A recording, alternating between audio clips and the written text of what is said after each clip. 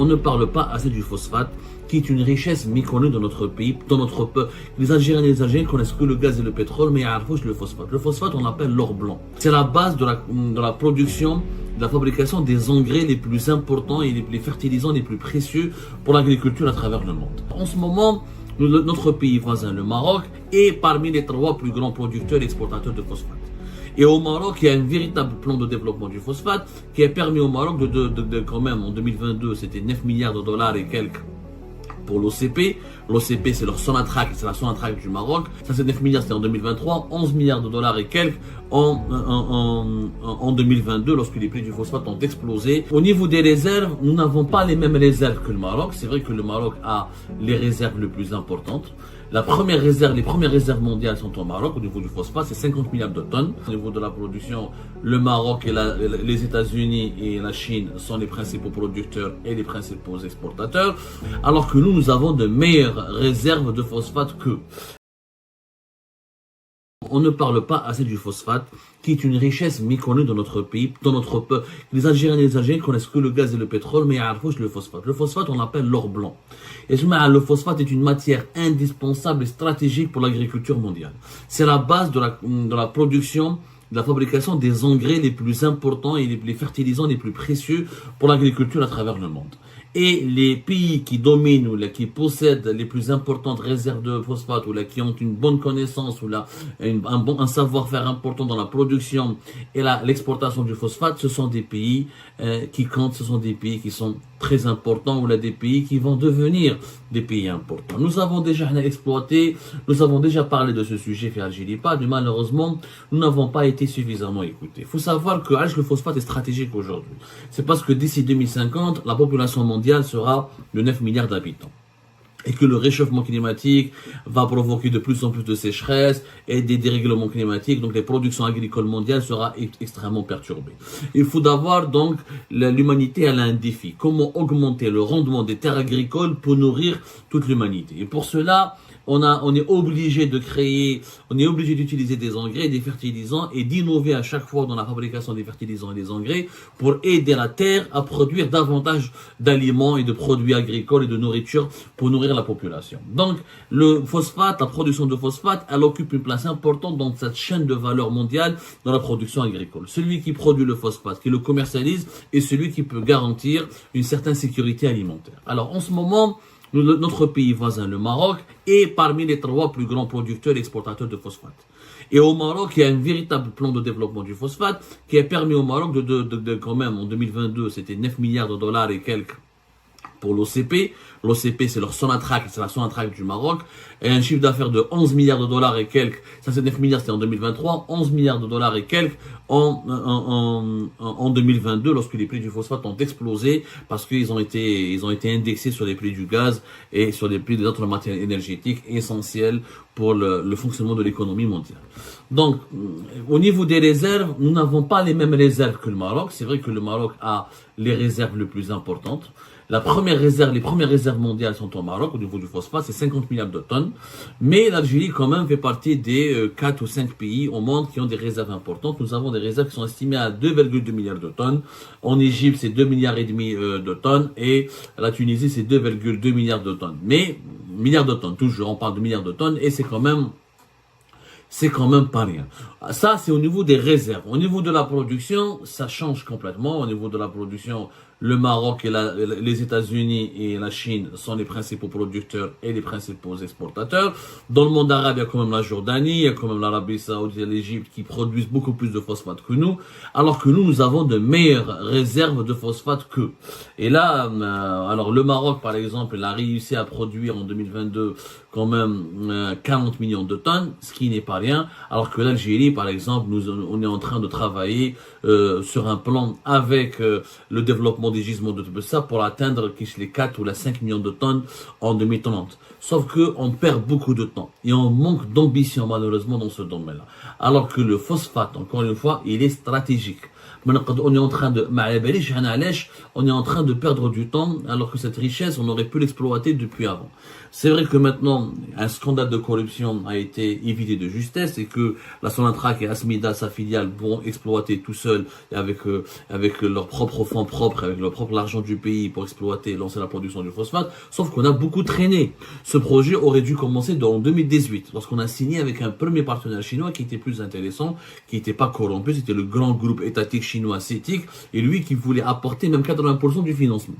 L'Aïsaba Tatouvek Hakkar, qui s'est emparé de son attraque, Touvek Hakkar, et les hommes d'affaires et les complices et ses alliés au sein du système algérien de 2020 à 2023, ont saboté le grand méga groupe, le groupe chinois important CITIC qui était relié au gouvernement, à l'État chinois, pour le remplacer par deux sociétés chinoises mineures, très faibles, aux capacités financières très limitées et au savoir-faire industriel extrêmement limité aussi.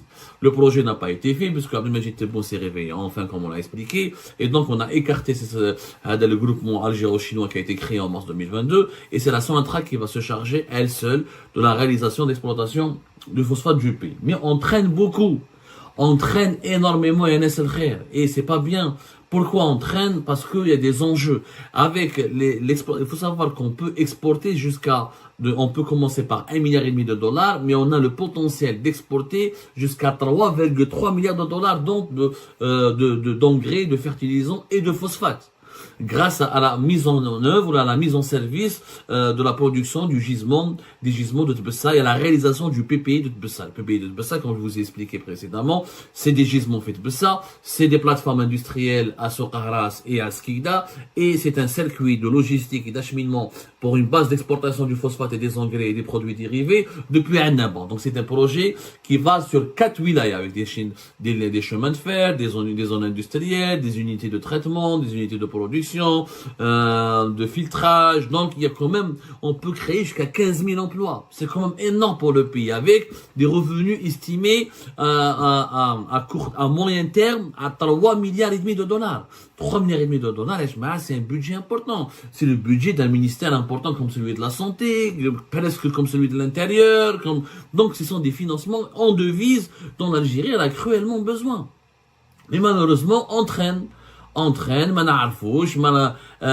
c'est une richesse qui n'est pas exploitée pour le moment. On a une production extrêmement faible, alors que les voisins marocains, là, ils ont investi 8 milliards de dollars en 2007-2008, ce qui leur a permis quand même d'atteindre des niveaux d'exportation, des niveaux de production très importants pour devenir parmi les trois gros producteurs exportateurs du pays. Nous, si on fait ce projet de PPI de Tbessa, ça nous permettra par exemple de produire à partir du phosphate 8 à 10 millions d'acide phosphorique, qui est indispensable pour la fabrication des engrais, ou le traitement des surfaces à les métaux, qui est utilisé beaucoup dans l'industrie agroalimentaire.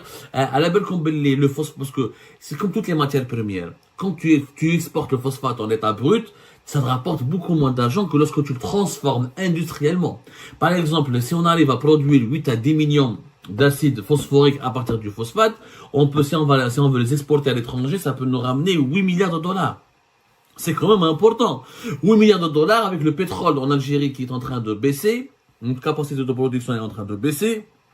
On est à moins d'1 million de barils depuis pratiquement 2019-2018.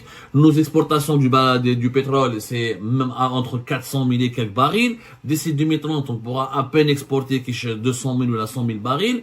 À 8 milliards de dollars, l'acide phosphorique, ça va remplacer tout l'argent du pétrole que nous perdons. L'argent que nous allons perdre avec les exportations du pétrole, puisque l'exportation du pétrole brut en Algérie est en train de s'effondrer. On gagnera de moins en moins d'argent d'ici 2030 en exportant du pétrole, mais ce qu'on va perdre, on peut le récupérer grâce aux exportations de l'acide phosphérique, qui est très demandé et qui sera de plus en plus demandé à travers le monde. Donc, on a des réserves de 2 milliards et 2, c'est pas aussi important que le Maroc, mais ça reste important à notre échelle. Et on peut vraiment, les gisements de Jbel Onk ou de Bled el-Hadba,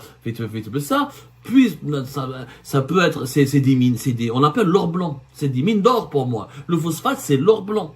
L'Algérie dispose de cet or blanc, elle a les capacités financières à travers les réserves de change dont elle dispose de lancer un plan d'investissement ambitieux. Elle a quand même le gaz, la production du phosphate, la production des engrais en Algérie. Elle nous coûtera pas cher parce que on va utiliser l'énergie qui sera utilisée, c'est essentiellement du gaz pour faire fonctionner les unités, les complexes de production des engrais et de l'acide phosphérique et tous les produits dérivés du phosphate. Donc on a tout l'écosystème. On peut avoir facilement l'écosystème qui nous permettra gagner beaucoup d'argent et d'avoir des exportations diversifiées et d'enfin de rompre avec cette dépendance vis-à-vis du pétrole. Et le phosphate surtout, en produisant beaucoup de phosphate, les engrais que nous allons produire au-delà des exportations, on va satisfaire la demande nationale, on va développer notre production agricole et nous allons aussi, par ricochet, protéger notre sécurité alimentaire. Mais on traîne. Le projet du phosphate, il est stratégique. Il ne faut pas le lancer demain, il faut le lancer aujourd'hui.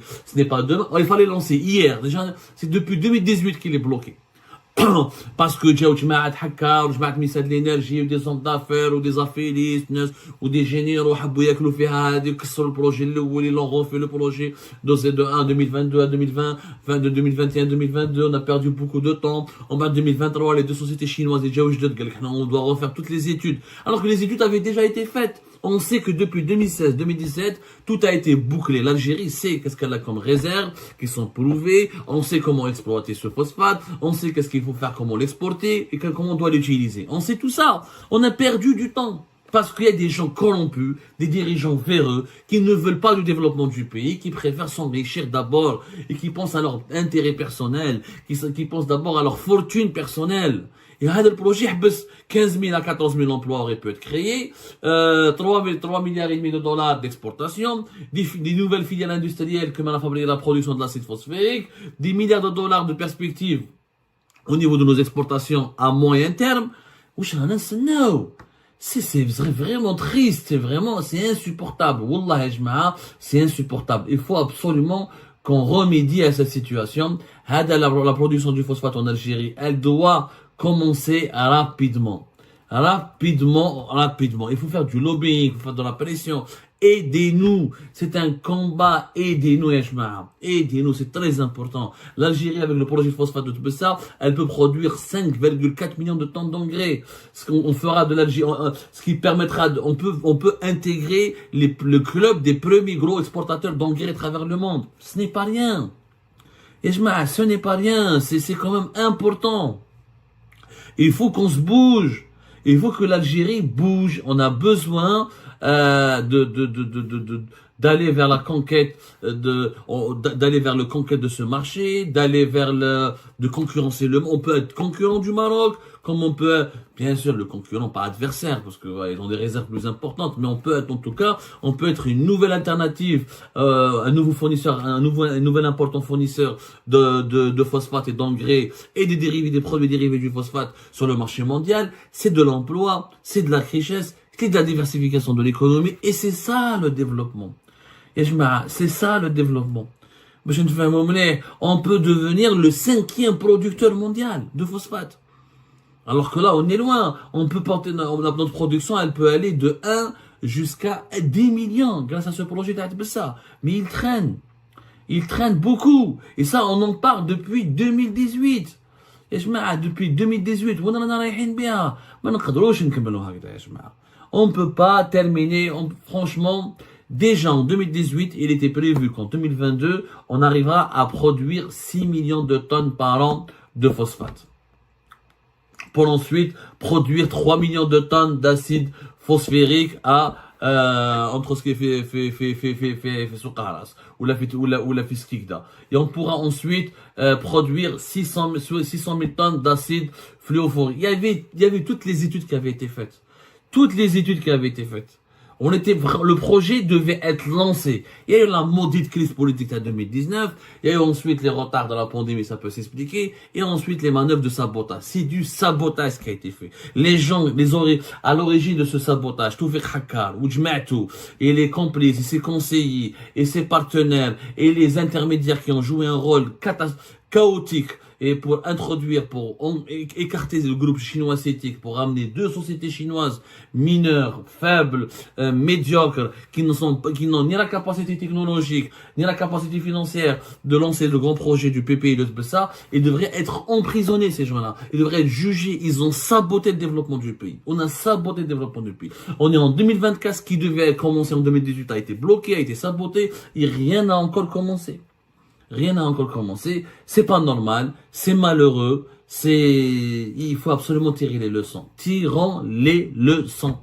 Il faut qu'on commence pas aujourd'hui, pas demain, pas après-demain. Il faut que dès aujourd'hui, une prise de conscience. Le PPI de Tbessa, le projet du phosphate de Tbessa et l'ensemble de ces projets connexes industriels doivent commencer le plus tôt possible. Que Sonatrach et Asmidal le lancent, que l'Algérie le finance avec même quitte à prendre de nos réserves de change, ce n'est pas un problème, c'est de l'argent qu'on va récupérer à très court terme. On investira 8, 9 milliards de dollars qu'on peut récupérer dans 3, 4, dans 5, 6 ans et c'est pas de l'argent qui sera vraiment gaspillé. C'est important pour la sécurité alimentaire, pour la création d'emplois, pour la diversification de nos exportations et pour la fin de la dépendance, pour la diminution de notre dépendance vis-à-vis des hydrocarbures.